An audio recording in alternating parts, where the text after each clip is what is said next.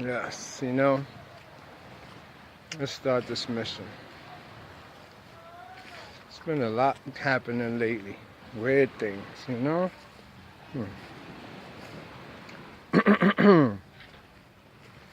I just noticed yesterday, like, I always have this bracelet that I wear. I keep it on my left arm. I never lose it. I do a lot of my rituals and my learnings as far as what the gods teach me. And I'm talking not like just what I see. Like, I get beings that come visit me and take a seat on my bracelet. It's a lot of gods in my bracelet. And I don't know. I went to sleep with my bracelet on. And let me tell you, I have this teacher now. This teacher, it came and it did something with my bracelet. Like it took a overlay of it, like a ghost image of it, and it just took it into the astral world or something. And I know that once it did that, I went to sleep. And when I went to sleep, all of a sudden then, I lost my bracelet the next day. And so I was taking some pictures in the clouds, and I got a picture of like that same guy holding somebody close to me, and they got the bracelet on with the same hand. I can't find the bracelet nowhere. I haven't left my house in no time, so I don't know how the bracelet disappeared, but it did. But stuff like that is just something to have me pondering, because I see it's gone and the gods have it. That bracelet is protected by the gods. But let's keep it going. That type of world is where I want to discuss today. It's like we don't know too much about what goes on with the indigo, especially how they live, what it's all about. It's not like the same like everybody else. I'm isolated pretty much. And, my isolation is by choice, but it was told to me by the gods early. They told me to isolate myself, stop having sex. They'll, what they say, assign me a star child like myself. And so those was first the basic, then it was stop eating, fast. Then eat only certain foods. All of a sudden it was like my tongue, everything came alive, and certain foods with my tongue would just be offended by it. I could really say, damn, I don't know, I got so in touch with my tongue, I was like, nah, I can't eat that. My tongue is offended. It just curled back up like, no. And even speaking of the tongue, I noticed like after, my tongue would taste the food, like, sweet will be, it'll roll it to the back. If it's something sour, it'll roll it to the left. If it's something hot, it'll roll it to the front. And I'm observing myself, like, how is this possible? And I realized that, we do it. Look at how when you chew your food, what your tongue is actually doing. It's literally rolling it to one of your taste buds that's on different palate of your tongue. And it actually is looking for which one is the right sense for it. Then it's like, okay, and then you chew it up and eat it. But at the beginning, it's chewing it slightly and it's running it all around. I wasn't conscious of all that until, just when I see that my tongue is coming alive. And now, when I say my tongue is coming alive and all this, let me give you a good example of what I mean. It's like, my meditation is harder now. It's not the same like when I first started out. When I first started out, I would sit in the lotus position and I would meditate, go on the astral journey. But through this journey now, they first started making me make symbols. I can't have both hands, the pyramid. Then prayer hands. It started with symbols. Then it started making me do certain positions.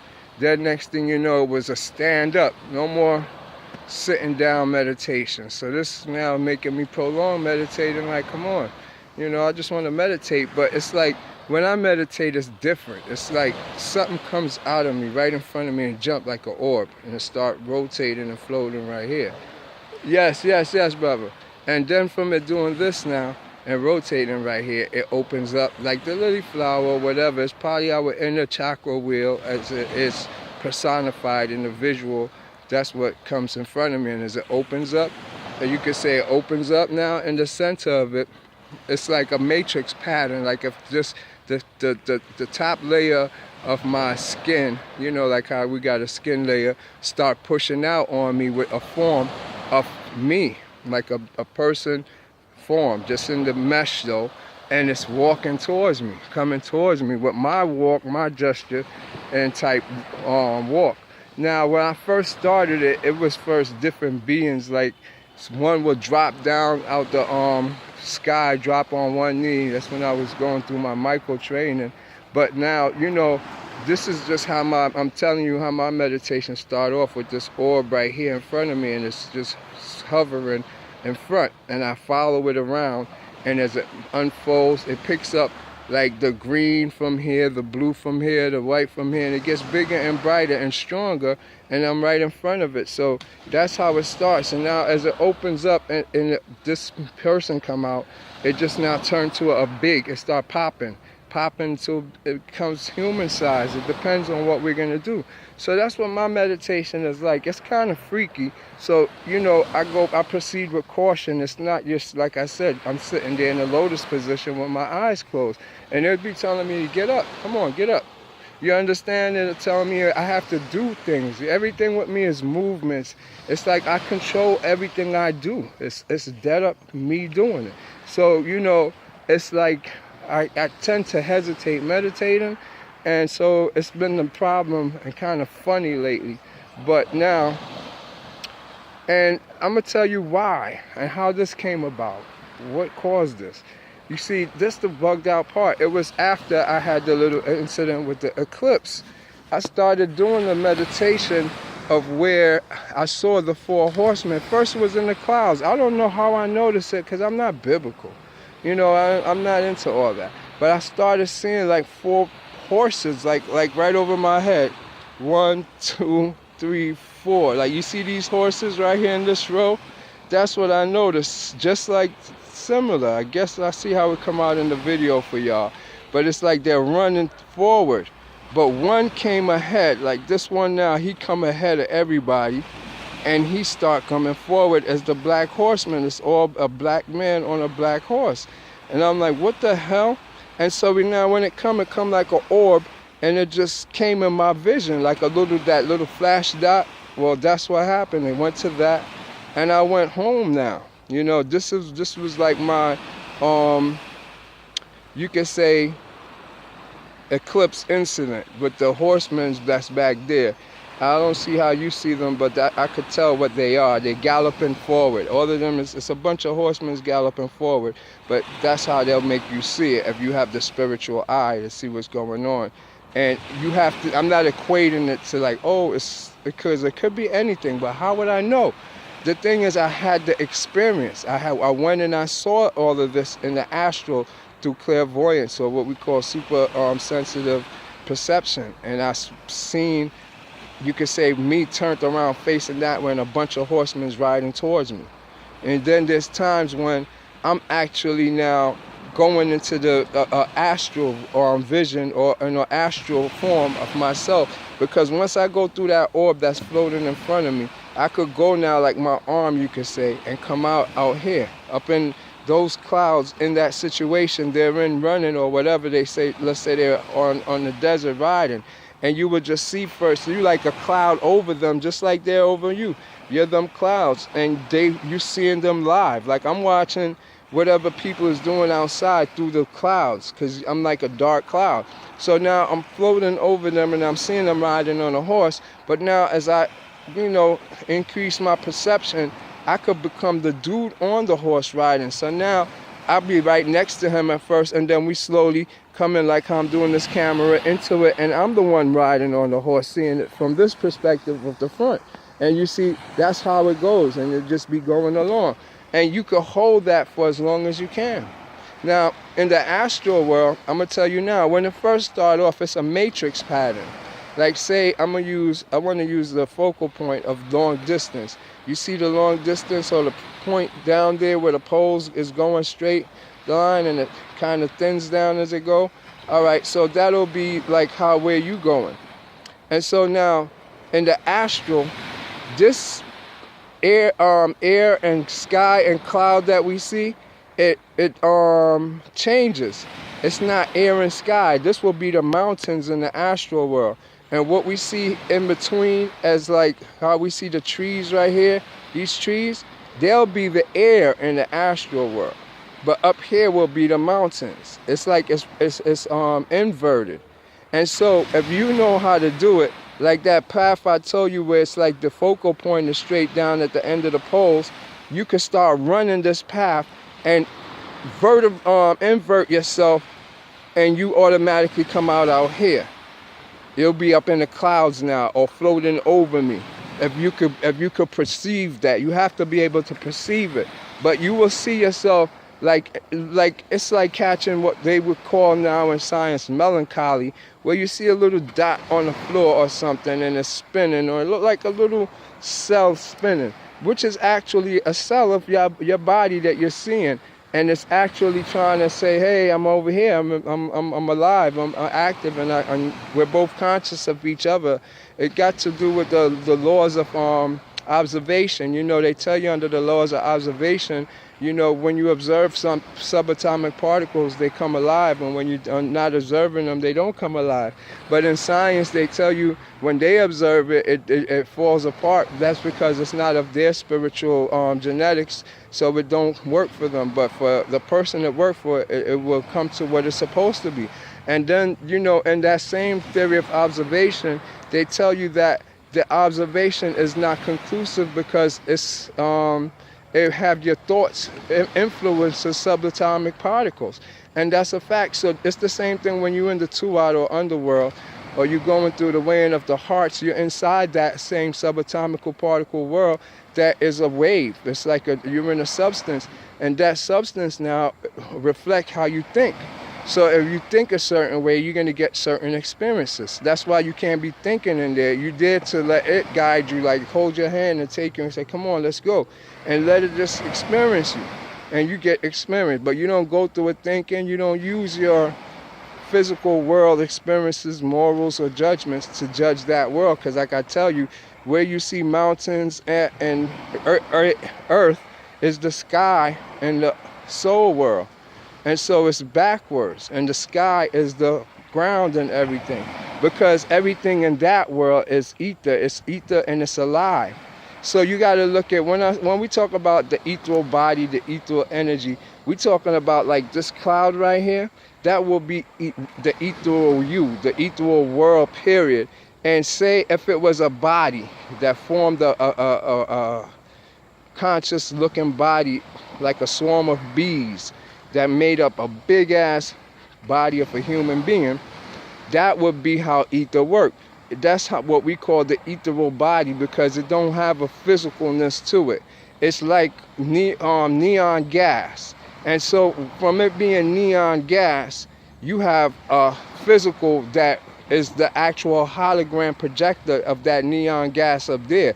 It projects you down here to make you look physical, but you really ether, but the true you is up in there. And this is just a small cell that is projecting through to make a hologram of the actual data, what we could call mathematical or geometry or Fibonacci sequence or the golden ratio, happen from up there. You understand what I'm saying? So that's why it's like everything is in your genetics that you're seeing, and it's projecting out of you in what's called your Merkaba. It's like you're in a cell. This cell now is really made up of two triangles. You got a regular facing triangle like the pyramid, which stands for masculinity or the masculine energy. And then you got the one with the triangle facing down, like, you know, downwards. That's the vagina, the V.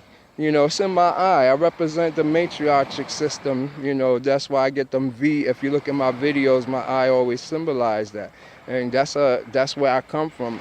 That's the Syrian beings. We half Syrian, half Orion. So we represent those indigo stars being, or the Indian, or what we call the indigos, the real purple Afris of back then that was the most closest or remember God's covenant. You see, that's why you had the Gnostics, the Egyptians. It's everything they do is soul purpose stuff. It's about the soul. because we didn't. We're unconscious now. Everybody who comes into this third dimension has to come unconscious because we follow the laws that governs it. It was already here, ruling by other spirits, entities, energy sources, from Yahweh to what we call Kali or Lilith. All of these energies been in here, so we governed under their rules of consciousness. And so with that in mind, we have to remember everything that we are, because as we are in this hologram that I tell you it is, because it's just a projection of the ethereal, it's like your heart can't stop, because even if your heart stopped here, you have an ethereal heart, which is the real one. This is just the data of the carbon of it, or carbon copy of it, that's in this physical world. But the real one is up there, and it cannot die, it cannot stop. You understand? So this is just a projection of cells. If you was to take a camera, a really micro camera, and put it onto yourself, you could push the camera straight through yourself and come out on the other side without touching yourself. You're not full. You're not complete. You're not a whole. You understand? Look at an atom. If you're made up of millions of atoms, if you take one atom by itself and put it under a microscope, you will see it's made up of a proton, neutron, and electron, which is a little circle, another circle, and a circle. So with that in mind, you look at the spaces in between now. With all that space in between to form this one atom, you can see there's not much mass in the atom. If 100% matter in the atom, just one little circle of a cell, you will see that it's only probably around 30% of it is physical. The rest is air, or what we call magnetic fields of energies that make that portal of it work or make you who you are. So you got to realize all these together could come together like the swarm of bees now to form this composite body, which is you, which is a conscious energy, with the heart being like the magnet that pulls everything together and hold it. So that you could literally push stuff through you, like them old-fashioned yogis that walked on fire. And you could take like David Blaine, who take the stuff and push through his skin. That's not magical, or you could say some special effects either. That's real. All people from Egypt, most Eastern people from the Orientals of India and them places naturally are taught by their religious tradition these techniques that actually connect them back to their ethereal body, whether if they're conscious of it or not. And so by them following these ritual practices and not dishonoring their Merkaba, they retain their evolutionary process and naturally by nature retain their higher ethereal body. When the ethereal energy come down upon you, which is like what they call the Holy Spirit, it literally bring every cell back alive in your body. With every cell body being back alive in your body now, they literally self-heal themselves. It's like you only have to focus on your magnetic field outside of you. It's like a thin layer around you. You give it energy through the circadian rhythm of the sun. You catch it. If you don't, for us especially melanated people, we need about 3 hours out there, 2 hours in the sun, just so that the magnetic fields could penetrate to get to our organs to heal ourselves. That's how we get our vitamin D and our calcium, magnesium, does its thing. So with that in mind now, you have to get your magnetic field in order so that it could heal and self-heal all the other cells and all the other organs. So through the process of the religion they was following, because there is a true religion, and that is of your magnetic field. That's why they use it as like a drug habit to catch us, because we're addicted to it. We can't survive without a religion. Cavemen have religion. It's your Merkaba. How that works is because when you're Merkaba, when you come here, you took a covenant before you came here. So you can't just do whatever you want. That now we call the commandments, or the 10 Commandments.